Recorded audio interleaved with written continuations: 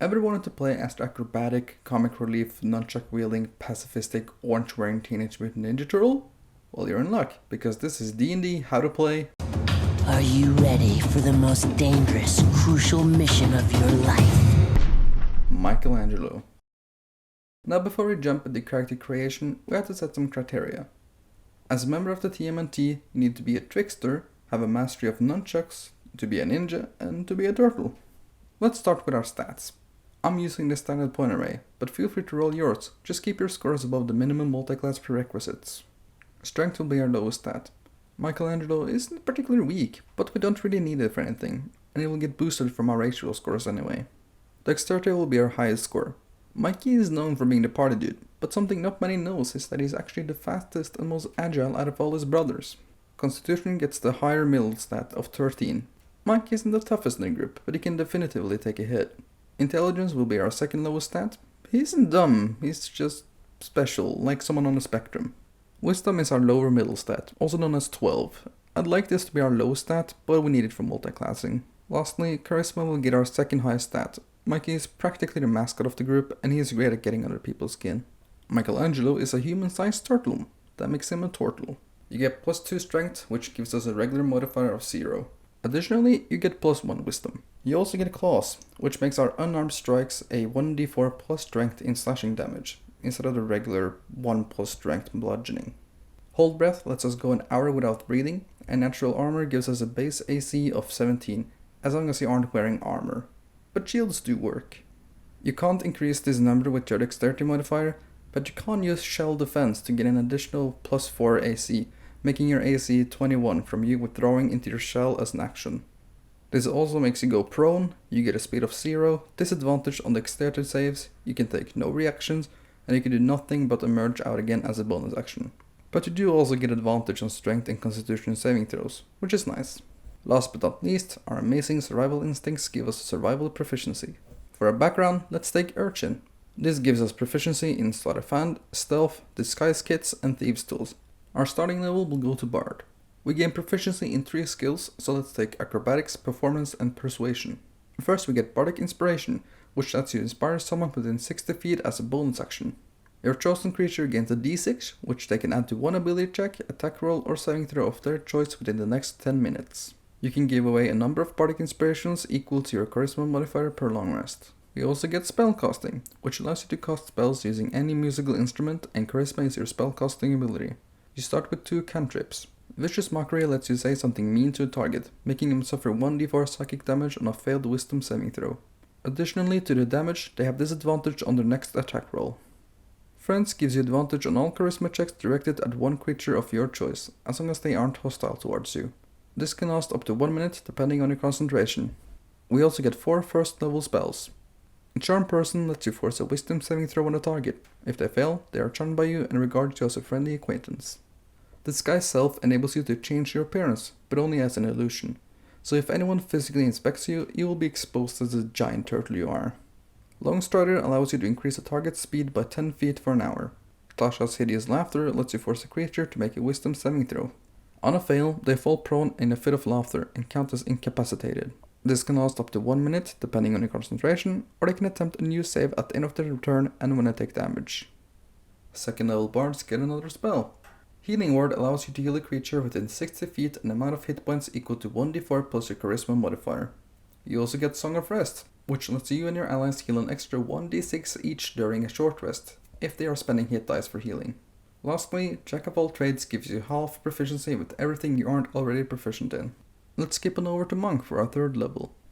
At first level we get Unarmed Defense, which makes your AC equal to 10 plus your Dexterity modifier plus your Wisdom modifier. This is worse than our natural AC, so let's just ignore it and look at Martial Arts. It lets you use your Dexterity instead of Strength for the attack and damage rolls of your Unarmed Strike and Monk weapons, which includes a Quarterstaff. You can also roll a d4 instead of the regular damage of your Unarmed Strike. You could already roll a d4 using your claws, but that's with a Strength modifier, while this Monk Unarmed Strike is a d4 plus your Dexterity modifier, which is much better. Additionally, when you use the attack action with an Unarmed Strike or a Monk weapon on your turn, you can make one unarmed strike as a bonus action. For example, if you take the attack action and attack with a quarterstaff, you can also make an unarmed strike as a bonus action, assuming you haven't already taken a bonus action this turn. As a second level monk, we get key points. You have a number of key points dependent on your monk level, which lets you perform various key features. When you use a key point, it is unavailable until you finish a short or long rest. You know 3 key features. A flurry of blows, which lets you make 2 unarmed strike as a bonus action immediately after you take any attack action for the price of 1 key point. Patient defense, which enables you to spend 1 key point to take the dodge action as a bonus action on your turn. The step of the wind, which lets you spend 1 key point to take the disengage or dash action as a bonus action on your turn, and your jump distance is doubled for the turn. We also gain the unarmed movement feature, which increases your base speed by 10 feet as long as you aren't wearing armor or wielding a shield. As a level 3 monk, we unlock the deflect missiles, which lets you use your reaction to deflect or catch the missile when you are hit by a ranged weapon attack. When you do so, the damage you take from the attack is reduced by 1d10 plus your dexterity modifier plus your monk level. If you reduce the damage to 0, you can spend 1 key point to make a ranged attack with the weapon or piece of ammunition you just caught, as part of the same reaction. You make this attack with proficiency, regardless of your weapon proficiencies, and the missile counts as a monk weapon for the attack, which has a normal range of 20 feet and a long range of 60 feet. We also get to pick a monastic tradition. Path of the Kensei lets you choose 2 weapons to be your Kensei weapons, 1 melee and 1 ranged weapon. You gain proficiency with these weapons if you don't already have it, and they are monk weapons for you. The D&D equivalent of a nunchuck will be a flail, and darts will take the mantle of shurikens. You get 2 features, which only work with your Kensei weapons. Agile parry lets you make an unarmed strike as part of the attack action on your turn, and if you're holding a Kensei weapon, you can use it to defend yourself if it is a melee weapon. You gain a +2 bonus to your AC until the start of your next turn, as long as your weapon stays in your hand and you aren't incapacitated. Kensei Shot enables you to use a bonus action to give your ranged Kensei weapon an extra 1d4 damage until the end of your current turn. You also get Way of the Brush, which gives you proficiency with calligrapher's supplies or painter supplies, your choice. 4th level monks get an ability score improvement, raise their dexterity and constitution. Odd numbers are gross and disgusting, and we don't accept that kind around here. Additionally, Slow Fall lets you use your reaction when you fall to reduce any falling damage you take by an amount equal to 5 times your monk level. 5th level monk gives us extra attack, which enables you to attack twice instead of once whenever you take the attack action on your turn. We also gain Stunning Strike, which allows you to spend a key point to force a creature you hit with a melee weapon attack to make a constitution saving throw. On a fail, the creature is stunned until the end of your next turn. Our martial arts hit die also increases from 1d4 to 1d6. Let's bounce on over to Fighter and pick a fighting style. 2-weapon fighting allows you to add your ability modifier to the damage of your offhand attacks. For this build, I'm assuming that you're using 2 nunchucks. We also get Second Wind, which allows you to use a bonus action to regain hit points equal to 1d10 plus your fighter level. This can only be done once per short or long rest. The 2nd level fighters get Action Surge, which lets you take 1 additional action once per short or long rest. At the 3rd level of fighter, we get to choose a martial archetype. The Brute archetype from Unearthed Arcana lets you deal an extra 1d4 damage whenever you hit with a weapon you are proficient with. This counts on things like your nunchucks and unarmed strikes, but not your spells. At the 4th level of fighter, we'll grab a feat. Flail Mastery grants you a +1 bonus to attack rolls with flails. You can also, as a bonus action, give yourself a +2 bonus against any target using a shield till the end of your turn, effectively nullifying the use of a shield. Additionally, whenever you hit someone with an opportunity attack, the target must succeed on a strength saving throw or be knocked prone. The DC equals 8 plus your proficiency bonus plus your strength modifier. 3rd level bards gain expertise in 2 proficiencies of our choice. Take acrobatics and stealth for maximum ninjaness. We also get to choose a bard college. The College of Eloquence gives us universal speech and soothing words. Universal speech allows you to, as a bonus action, use one of your bardic inspirations to make a roll. The number you roll indicates the amount of creatures within 60 feet of you that can now magically understand you for 10 minutes. This works regardless of the creature not speaking any languages, and you have advantage on charisma checks made to influence them. The soothing words let you cast a calm emotion spell without expending any spell slot for an amount of times equal to your charisma modifier. You regain these uses when you finish a long rest. We also gain access to level 2 spell slots and can add a new spell. Calm Emotions enables you to force all creatures within a 20-foot radius, originating from a point within 60 feet of you, to make a charisma saving throw. On a fail, you can suppress any effect causing the target to be charmed or frightened, or make the target indifferent about creatures it is hostile towards. This effect can last up to 1 minute, depending on your concentration, or instantly ends if the target is attacked, harmed, or witness its allies being harmed. I know I just said we get Calm Emotions for free, but that's for only 2 times, as our charisma modifier is just +2. It's always nice to still have the actual spell in case of emergencies. At the 4th level of Bard, we get an ability score improvement. Raise your charisma for more soothing words and better bardic inspirations and spells. We also gain another spell and another cantrip. The Mind Sliver cantrip lets you force an intelligence saving throw on a creature within 60 feet. On a fail, they take 1d6 psychic damage and they have to subtract a d4 from the first saving throw they make. Thought Shield allows you to make a creature's mind unreadable or detectable for 8 hours. No one can telepathically communicate with the target unless they allow it, and the target has advantage on saving throws against effects which will determine if they are telling the truth. At level 5 of Bard, we gain an additional spell. Heroism lets you imbue a creature with bravery.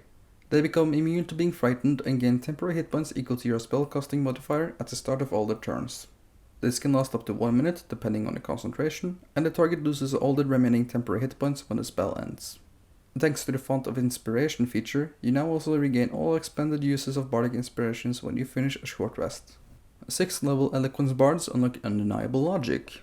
As a bonus action, you can expend one of your Bardic Inspirations to choose a creature within 60 feet that can hear you and choose one out of 2 effects. The first effect is that the creature takes psychic damage equal to the roll on the Bardic Inspiration die, and it must succeed on an intelligence saving throw or have disadvantage on the next saving throw. The second effect is that the creature regains hit points equal to the roll on the Bardic Inspiration die, and they have advantage on their next saving throw. Mikey can sometimes start ranting out of nowhere, either confusing his enemies or somehow inspire his teammates. 6th level bards also get Counter Charm. As an action, you can start a performance until the end of your next turn. During that time, you and your allies within 30 feet have advantage on saving throws against being frightened or charmed. We also get our last spell, since this is our last level into Bard. Sleep allows you to put creatures to sleep in a 20 feet radius based within 90 feet of you. Roll 5d8, the total is how many hit points of creatures this spell can affect. Starting with the creature with the lowest current hit points and ascending, each creature affected by the spell falls unconscious. Subtract each creature's hit points from the total roll before moving on to the next creature. The sleeping creature stays asleep until the spell ends, which is 1 minute, until they take damage, or until someone spends an action to shake or slap them awake. Mikey has a tendency to go off on a tangent, either just simply annoying those around him or boring them to the point of dozing off. Let's go back to Monk for the rest of this build. Monks at level 6 get Key Empowered Strikes, which makes your unarmed strikes count as magical for the purpose of overcoming resistance and immunity to non-magical attacks and damage. Our unarmed movement also increases to 15 feet. Kensei monks also gain the One with the Blade feature, and can choose an additional Kensei weapon. Choose whatever you want, but I'd recommend a mace, which can be reflavored as a mini nunchuck, or a whip, which can be a grapple hook. One with the Blade also makes your Kensei weapons magical, for the purpose of overcoming resistance and immunity to non-magical attacks and damage. Death Strike lets you, when you hit a target with a Kensei weapon, spend 1 key point to deal extra damage equal to your martial arts die. At the 7th level of Monk we gain Evasion. When you are forced to make a dexterity saving throw, and the effect makes you take half damage on a success, you instead take no damage, and if you fail, you only take half damage. We also unlock Stillness of Mind, which allows you to spend an action to end one effect on yourself that is causing you to be charmed or frightened. Our last ability score improvement will be at the 8th level of Monk. Raise your charisma as high as possible. If you rolled some lucky stats, work on your dexterity. 9th level monks get Unarmed Movement Improvement. This gives you the ability to move along vertical surfaces and across liquids on your turn without falling during your move.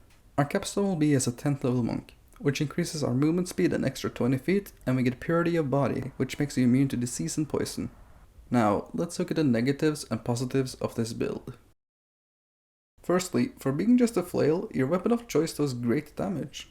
A 1d8 plus 3 dexterity plus 1d6 from Death Strike and plus 1d4 from the Brute subclass. This gives us an average of 13 magical damage per attack.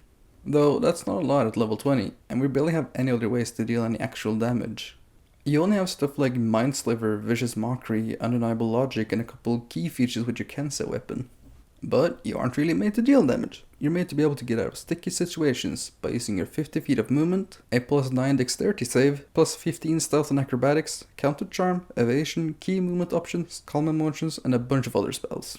Sadly, you only have a limited amount of key points. If your campaign is heavily combat based, you'll quickly burn out your key. But if your campaign leans more towards roleplay than combat, this can be a potentially fun build to roleplay with. You can support your party members, and annoy NPCs, and party members. Lastly, which probably hurts the most, none of your stats are capped. Because of our flail master feat and uneven leveling, we skimped out on a few ability score improvements. But that's right, Michelangelo is often seen as the turtle with the most potential, and you are the fastest and most agile out of all your brothers. Keep the spirit of your party at max, try to stay out of trouble, and if you have to fight, show that you are able to hold your own ground. Thanks for watching. This video was heavily inspired by Tulak the Barbarian, who has 2 videos which showcases how to play Raphael and Leonardo. If you're also interested in knowing how you can play Donatello, I should also have that video on my channel, so go check it out if you haven't already.